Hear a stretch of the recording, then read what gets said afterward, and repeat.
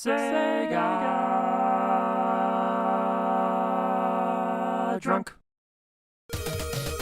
Anything and everything to do with the Super Nintendo has always been my main hobby ever since its launch in North America back in 1991, so as a result of that, I ended up missing out on a ton of other stuff that was around at the same time. Thanks to this channel project thing that I've been doing the past several years, I have a convenient excuse to dive into a lot of those games for the first time, so I thought, hey, maybe it might be useful to give some perspective on the best games the Genesis has to offer from the viewpoint of someone without any kind of nostalgia for the games, just looking at them from a bit of a modern viewpoint based on how they've held up over time. Yeah, I've done some videos like this before, but hey, people like lists, and when putting this one together, I had a really tough time picking out the best games, and many sleepless nights and tears were shed when certain games were left off. Alright, maybe not, but still, it's tough to leave outstanding games like Rise Star, X-Men 2, Musha, Beyond Oasis, and many others off of this video. Of course, that doesn't mean I think that they're bad games, obviously, just that I think that these 13 are better. 13.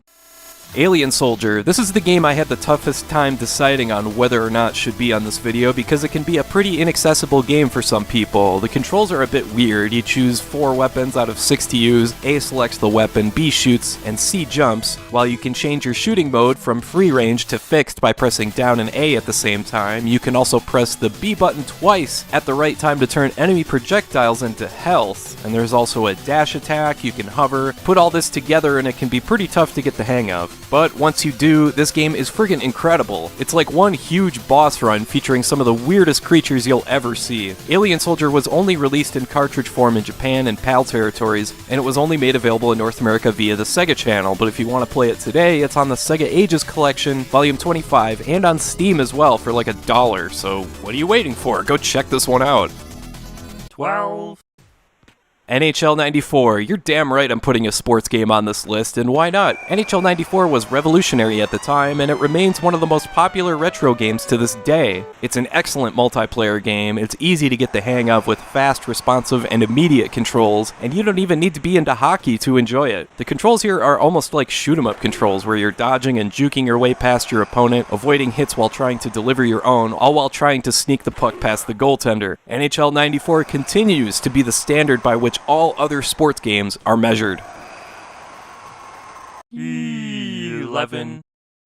Pirates Gold. I admit I'm a little biased towards this game because when I first sat down to play it a few years ago, I was expecting something pretty lousy. I mean, it's a home console port of a pretty massive PC game, but man oh man, this game is just so much fun. It's an open world exploration game where you can trade goods, recruit a crew for your ship, capture cities, duel other captains, seek out buried treasure, and lots of other stuff. It's surprisingly flexible in allowing the player to choose what they want to do and how they want to play, and it's done in a very player-friendly way, making things reasonably easy to figure out. Pirates Gold is one of those games where if you sit down to play it, you better make sure you've got a few hours free because it's really hard to put down. 10.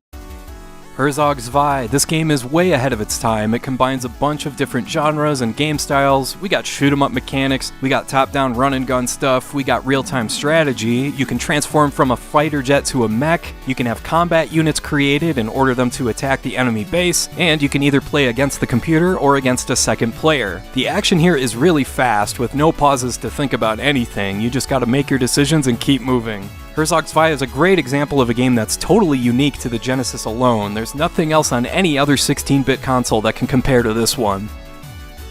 9.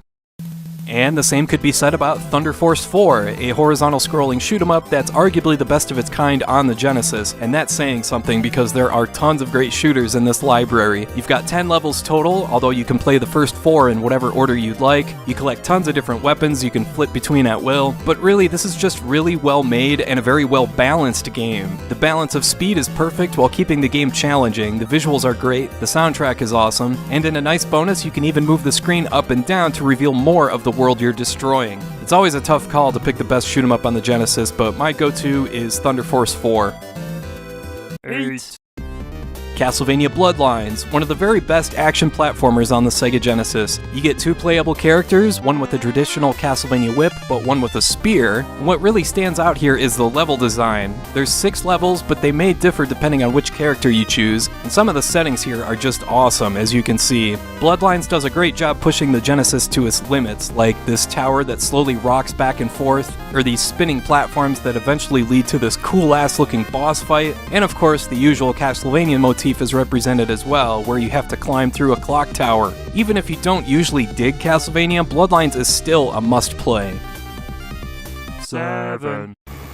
Phantasy Star 4. Here's a turn-based RPG that can hang with the very best of its era. If this game were released for the Super Nintendo, you could easily argue that it belongs in the top 5, along with the likes of Final Fantasy VI, Earthbound, Mario RPG, and Chrono Trigger. So, what makes this game stand out along the likes of those names? For me, it's the sheer scope of the story. Your planet somehow got reduced to a desert, with monsters popping up everywhere, and it's up to you and your party to figure out what the heck has happened and how to stop it. The way the story is told through manga-style panels makes this game appear from a visual sense unlike any other 16-bit game, and the soundtrack here adds a ton to the experience. The combat is great too, always keeping things interesting with up to 5 party members, allowing you to learn up to 14 combination techniques. If you dig science fiction and turn-based role-playing games, Phantasy Star 4 is an absolute must-play.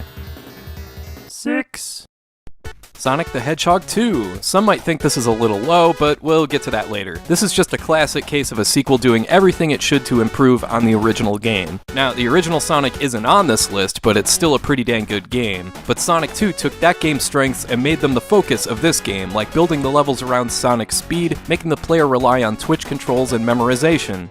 Some people try and approach Sonic like it's a Mario game where you try and hop and bop your way, picking your spots and taking your time, and that's not really how classic Sonic games work. Here, it's a bit more about being able to explore and find hidden areas without losing your momentum, and it kind of reminds me a little bit of Donkey Kong Country 2.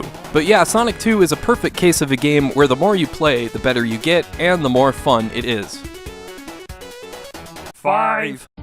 Streets of Rage 2, easily one of the best beat-em-ups ever made because it's got the best control scheme of any beat-em-up ever. Yeah, Streets of Rage 2 has a lot going for it, from the visuals to the atmosphere to the soundtrack, but what makes this game as good as it is its layers of complexity. When you first play this one, you'll see you've got your usual punches, kicks, jumping attacks, and weapons, but the further you get, you'll be able to intuitively figure out all this other stuff that you can do. There's combos, throws, and enough suplexes here to make Brock Lesnar blush. And in addition to that, there's 4 playable characters here that all play differently, lending this game a ton of replay value. Make no mistake, Streets of Rage 2 is the total package.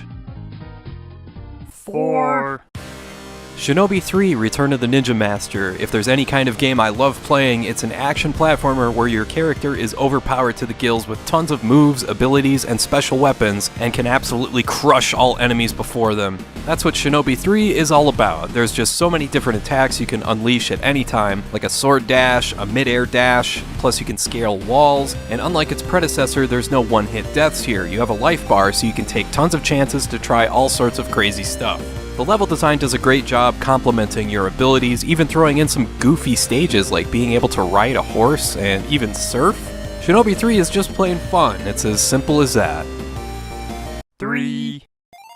Shining Force 2. This game was given the unenviable task of simplifying and streamlining something as detailed and complex as a strategic turn-based RPG, but it managed to pull it off brilliantly. This game manages to be a perfect introduction for someone that's always wanted to try this kind of game, while still providing plenty of substance and meat on the bone, so to speak, for any veteran strategy RPG player. You can end up with as many as 28 people in your party, everything from warriors to archers to knights to wizards, all that good stuff, and the game pulls it off, keeping the pace relatively brisk without overwhelming the player with too many options. Shining Force 2 is brilliantly balanced and designed, and everyone should try it out at least once.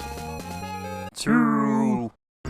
Sonic 3. You know what I said about Sonic 2? Well, that goes for Sonic 3 as well. This game takes everything from its predecessor, fills in even more detail and extra areas to explore, adds little touches like allowing Tails to fly for a bit, adds some new power-ups like a fire shield, which makes you immune to fire, an electric shield which acts like a ring magnet and allows Sonic to double jump, and a water shield that gives you unlimited air underwater. There's a new special stage that's even better than what's featured in Sonic 2, and the level design stays consistent overall, so there's no huge changes, only minor tweaks and additions that make the game that much more fun to play. In addition to all that, you can also plug a Sonic 3 cart into the Sonic & Knuckles cart, which unlocks a ton of extra stuff. Sonic 3 is a great time, and it would be the best Genesis game ever if it weren't for...